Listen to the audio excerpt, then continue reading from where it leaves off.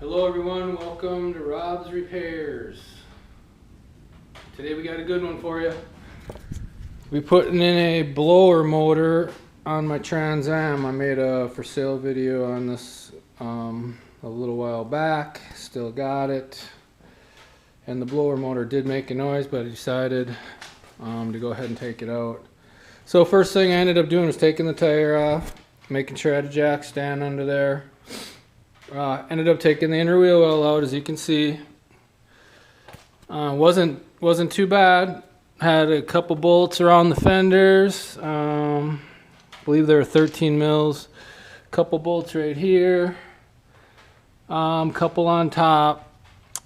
And then I took the blower motor out. As you can see, not too bad, but you ain't gonna get it out unless you take the inner wheel well out. Went down and picked one up, about 40 bucks with the squirrel cage. Got a couple hot tips here. This is the new one. It didn't come with the ground, so I'm gonna have to change over the ground. Hey bud, got the foreman out here. He's checking out the parts, making sure we're good. So I just take the old ground off here, put it on the one here. You can see where it goes, not a big deal. I'm going to put some lube on there, some electrical lube on the fitting, make sure it's not going to rust or anything. Comes with a squirrel cage, which is good.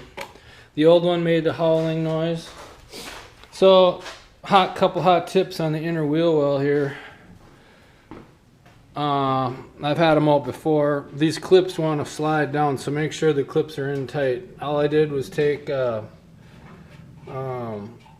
vice grip and crimped them, each one. And they're all where they need to be, and if they're not, you can move them around with a screwdriver if you have to. So that's one of my hot tips. Otherwise, if a clip falls out, you're SOL. Another hot tip is to tape off the inner wheel well here, the painted area. If you don't, I'll guarantee you'll scratch it real bad with the clips. Back side of the clips will get it. So go ahead and I'm going to go ahead and tape, and I'm going to put the new blower motor in, and I'll show you what I got. Okay, I got the fender taped. I put 4 layers on there, all the way around, 4 layers. Got the motor in. I checked it. That's another hot tip. Make sure you check it. Make sure that motor's working. Put the ground strap on it right here. I put some electro lube on the connections. Works great.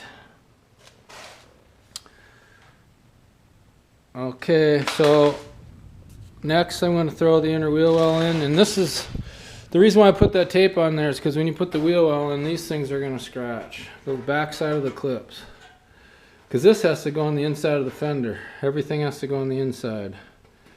So I'm hoping that it's going to clear here. If not, I'm going to have to tap these in, but I'm not going to be doing anything too crazy. But I'll get the wheel well in and I'll tune back in.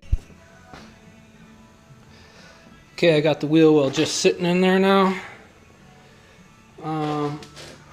Hot tip for you. Let's see if we can get a light going. Yeah, on the bottom of this one, on the bottom there's a little finger on the bottom of this. There's a bolt under there. There's a clip under this part here. It's hard to see it, and that was hanging up, so I had to make sure I got this wheel well over this part of the fender, and then I used the pry. I pried it in. It's hard to see it in here. Of course, I got a nice light that doesn't work worth a crap, but so yeah, I just ended up prying the wheel well in. They should have a little access right there. That's where that little hump there in the wheel well is for the blower motor. Pontiac Should have made a little access panel right there. Shoulda, woulda, coulda. So now I'm going to go ahead and throw the fasteners in. I'll show you what I got when it's done. Okay, I got all the bolts back in. Hot tip: get them all in before you do any kind of tightening. Now the first ones I'm going to tighten these ones up here on top, and they go to the top of the fender. So I want to make sure that everything's so close that these are the first ones I'm going to tighten. So I'm going to go ahead and just go ahead and get them tightened right now. These ones are tight, or pretty close to tight, so I know it ain't going to move much. The fender, I mean, this is not going to move at all. The only thing it might do is move up. So that's why I want to tighten these ones first. Just snug them. You don't got to get carried away. And then I'll probably go ahead and do these ones. You can see the washer's not where they need to be, so I'm going to go ahead and put some black paint on there. I put washers, or rubber washers, on all the fender bolts, so when the nut tightens, it's not going to scratch and create rust. So got a couple down in here, and then I'm just gonna do the fender ones by hand because I don't want to get them too tight. They don't need to be that tight. It's just holding the wheel well on. So we're gonna go ahead and do that quick.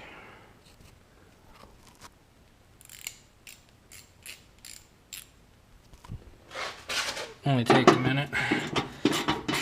So total time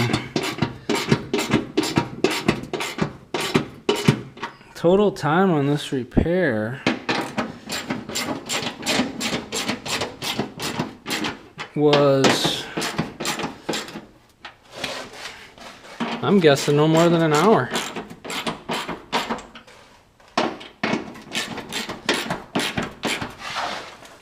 And I was hustling, so it wasn't like I had to run to O'Reilly's. Okay, all I got left now is I'm gonna do some touch up. I'm just gonna do some touch up around the washers there. Make sure we got black paint on there. That's just chassis black. Doesn't look like I nicked anything.